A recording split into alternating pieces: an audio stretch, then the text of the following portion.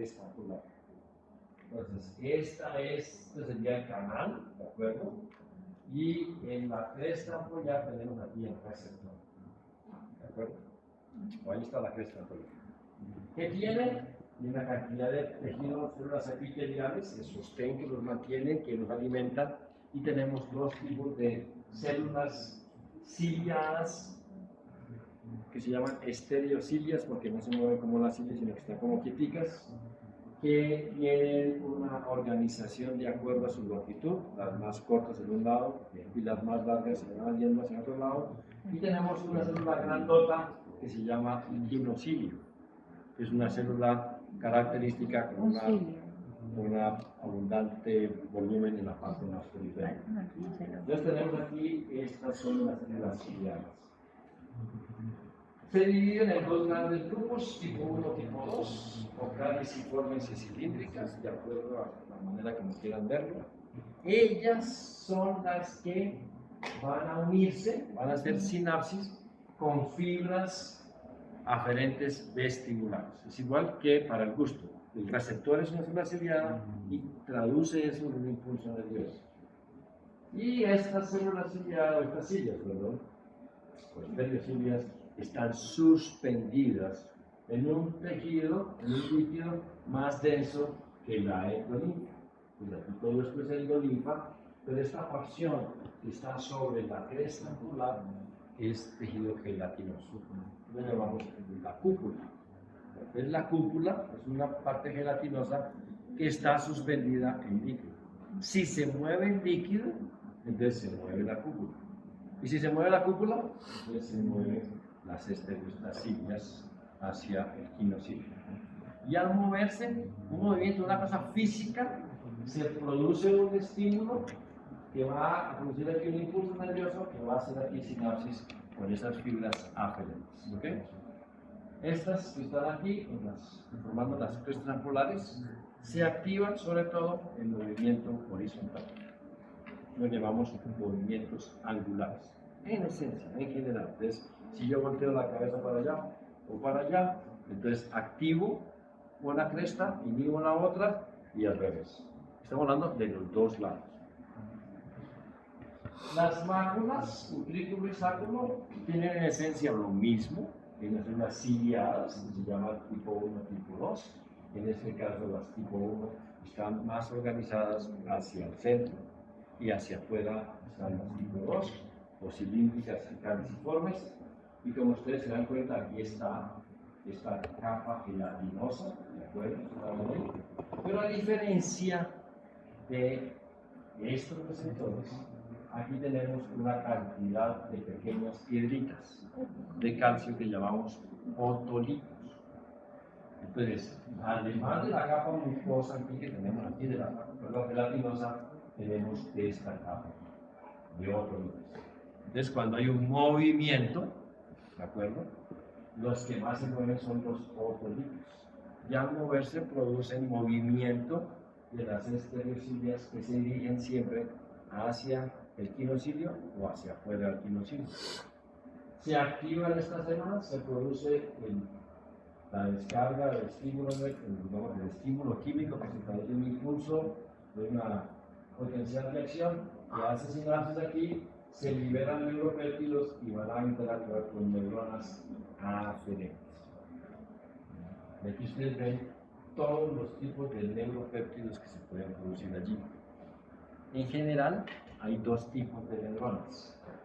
Unas que llevan información hacia el tronco cerebral y otras neuronas que traen información del tronco hacia estas células. Y se produce aquí entonces una interconexión de células muy importante. Uno dice en general fibras que llevan información hacia el neuroeje, pero recordemos que del neuroeje también viene. Por ejemplo, del cerebelo directamente llega información neuronal a esta región. ¿Okay? Entonces, estas son las máculas utricular y sacular, con esa diferencia. Y tengamos presente, por favor, que esto es mucho más complejo que simplemente la vista. Entonces, repito, esto está hacia la línea media, las caliciformes, y esto está hacia afuera. Entonces es lo que llaman en algunas partes estriola y extraestriola. Estriola lo que está hacia una medida del receptor y extraestriola lo que está hacia afuera. Entonces, como se pinta aquí, se mueve la capa autolítica o los otolitos, se activan las cilias, se produce la descarga eléctrica y se produce aquí el potencial de acción del estímulo nervioso que va a ir con todas las neuronas. Aquí, como ustedes se dan cuenta, se pinta de manera muy simple. En realidad es así, una vaina heavy metal, por supuesto. Una fotito muy bonita, donde ustedes ven las cilias y aquí ustedes ven el quinocilio muy bonito. Estos son los otolitos que están allí. Y allá al fondo, ustedes ven aquí, estas son las estereocilias que están aquí. Entonces, las máculas utricular y sacular garantizan información cuando se producen movimientos que llamamos de aceleración y desaceleración horizontales o verticales.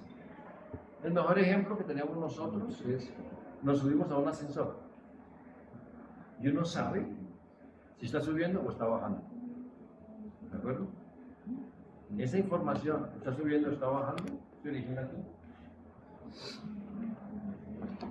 O voy en un bus y para y voy para adelante, hacia adelante o hacia atrás, es también del aparato vestibular. Pero lo que es más chévere es un ascensor, uno lo sabe, y uno sí sabe lo que está subiendo. Va en un avión y arrancó el avión, uno sabe que está despegando, no que se está metiendo allá. ¿Okay? Entonces aquí, lo que ustedes ven, cuando va hacia atrás se activan unas estereocilias, otras no. Cuando va hacia adelante se activan unas, otras no. ¿Okay? Aquí llamamos aceleración hacia adelante. Si yo arranco hacia adelante, todo se va para atrás. Si yo freno, todo se va para adelante por lo que llamamos el mecanismo de inercia. En los movimientos horizontales, y esto es clave, ¿qué ocurre? Si hacemos un movimiento, ustedes tenemos, digamos, dos tubos, ¿de acuerdo? Llenos de agua. Si yo hago así, y paro, el agua de acá se va para acá y el agua de aquí se va para acá. ¿Cierto? Lo mismo ocurre aquí. Entonces, uno se activa, se produce mayor activación y otro se desactiva. Uno es el lado derecho, otro es el lado izquierdo. ¿Okay? Entonces, esa información diferente llega al tronco cerebral en milisegundos. Y uno sabe que se está moviendo al lado derecho o al lado izquierdo.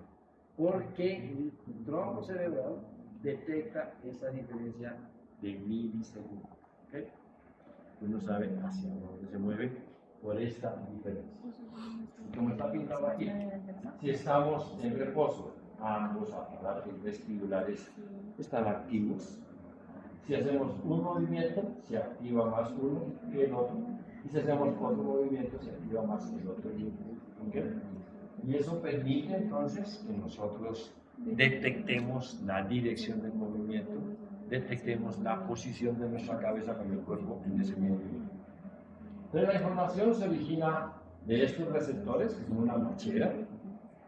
Simplemente hemos mencionado cosas muy sencillas aquí, de las fibras polares, el vínculo del sacro.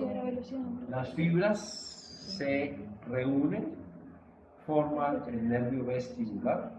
Los cuerpos de esas neuronas se localizan en dos ganglios que llamamos vestibulares, o ganglios de Scarpa. Antes se decía que era un ganglio, parece que son como dos ganglios.